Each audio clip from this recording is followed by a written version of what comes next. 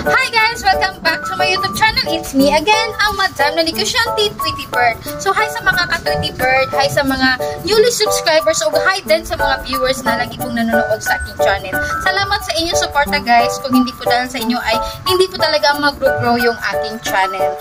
So taos puso po talaga akong nagpapasalamat sa inyo guys. Kung hindi po talaga dahil sa inyo ay wala po talaga ako. Na alam nyo ba guys, na dati talaga ay nangangarap na talaga ako na magkaroon po talaga ako ng channel dito sa YouTube. Pero, yun nga lang, hindi po talaga ako marunong mag-vlog, naiilang po talaga ako, nahihiya po talaga ako, hindi po talaga ako marunong mag-edit. So ayun guys, pinag-aralan ko talaga siya ng maigi kung paano po talaga mag-vlog, paano po talaga mag-edit. Kasi gusto ko po talagang mag-share sa inyo guys kung ano yung mga pinagkakitaan ko mula pa nung bata pa talaga ako at saka hanggang ngayon. So, ano po yung mga nirarakit ko. Dati po talaga ako guys ay rumarakit na talaga ako nung bata pa talaga ako. Nagsisimula po ako, yung una ko talagang binibenta guys, yung seashells. Umuwi po talaga kami sa province guys, ay isi-share ko lang po sa inyo guys. Nung umuwi po talaga kami sa province, ay wala po talagang kaalam-alam na hanap buhay yung aking mama, kundi mangunguha na po talaga ng seashells sa dagat at ibenta. Pagkatapos, ibili na po namin ng bigas, tapos yung ulam. So alam niyo ba guys, yung kauna-unahan ko talagang pagbenta ng seashells guys, ay hindi po talaga ako marunong. Medyo mahihiya po talaga ako sa mga bahay-bahay guys.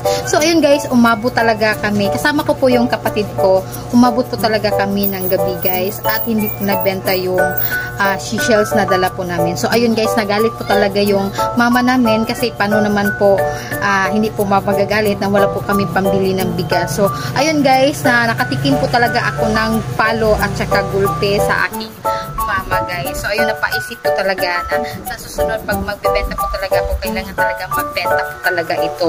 So ayun guys, napagtanto ko talaga na kailangan mo talagang i-sell stock yung paninda. Mura naman po sa ganun ay mabibenta po talaga natin. So sell stock po talaga ang kailangan guys. So yun po talaga ang may share ko sa inyo, na pag magbebenta po talaga kayo, kailangan po talagang mag-sell stock. So, nung nag-aaral pa po talaga ako guys, meron po akong kapitbahay guys na college student na gumagawa po siya ng mga paninda. Tapos ako po ang naging reseller niya. So, ako po ang nagbibenta sa mga paninda niya. So, tuwang-tuwa po ako kasi madali po talagang maubos yung paninda na dala ko, tapos makalibre po talaga ako ng baon. Kasi meron po talaga akong suhol sa bawat na paninda na pinapabenta niya sa akin. So, ayun guys, umabot din po ako sa high school. So, napagtanto ko na gusto ko po na magkaroon po ako ng sarili kong paninda. Yung ako po talaga ang gumawa. So, ayun guys, pinag-aralan ko kung paano gumawa ng ganito, ganyan. So, ayun guys, bata pa lang ako, marami na po talaga akong nagagawang paninda. Aside po sa mga candy, sa mga biscuits. So, yun po talaga ang naging tulong ko sa aking pag-aaral, yung pagbenta-benta ko po. So ngayon guys, to make it short, sa lahat po ng mga paninda na nagawa ko guys, ito lang po talaga ang pag-a-ice candy na tumagal po talaga ako ng 9 years. Na hindi ko talaga in-expect guys na umabot po talaga ako ng ganun katagal. Kasi hahanap-hanapin po talaga ng mga suki ko guys, kaya hindi po talaga ako makawala-wala. So ngayon guys, super duper happy po talaga ako sa mga viewers ko na nakagawa na po ng ice candy na ngayon ay pinagkakitaan na nila katulad ko. O diba? So, salamat po sa pagtitiwala sa inyo guys, at salamat po ay nag-comment po kayo papalik sa akin, at isa po itong malaking karangalan po sa akin guys, na nag-comment po kayo na nakagawa po kayo ng ice candy na recipe ko. So, sarili kong version. O diba? So, alam naman po talaga natin guys na karamihan po talaga ay niluluto po talaga yung ice candy.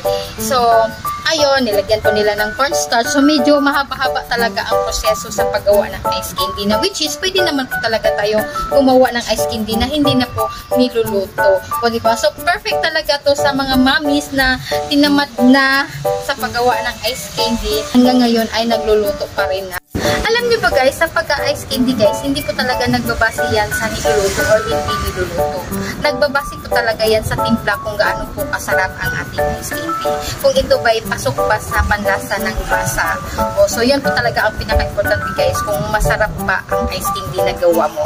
Kasi pag masarap po talaga ang ice candy, ay babalik-balikan po talaga ng mga sukian, at hindi po talaga yan magsasawa sa kakakain ng ice candy natin.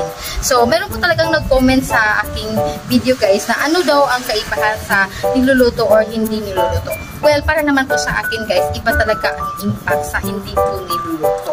Yung creaminess talaga niya guys ay natural na natural po talaga at parang buo po talaga ang lasa niya. Para sa akin lang naman yan ha. Para po talaga kayong kumakain ng ice cream na madali po talagang matutunaw pag kinagat mo talaga.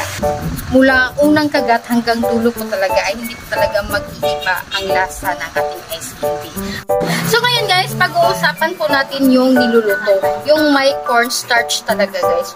Oo, sabihin po natin nga pino po siya at saka smooth po ang texture niya kasi may cornstarch talaga siya. Pero hindi po talaga pwede na hindi mo mai-dispose po kaagad-agad yan kasi mapapanis po talaga pag may cornstarch guys. So nakatry ka na ba na nakakain ka ng ice candy na yung parang malagkit tapos na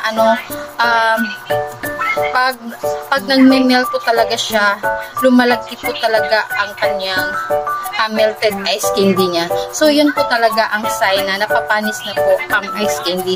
Lahat naman po ng ice candy guys, niluluto man yan o hindi, pag tumatagal po talaga sa freezer yan, ay mag-a-icy po talaga yan guys.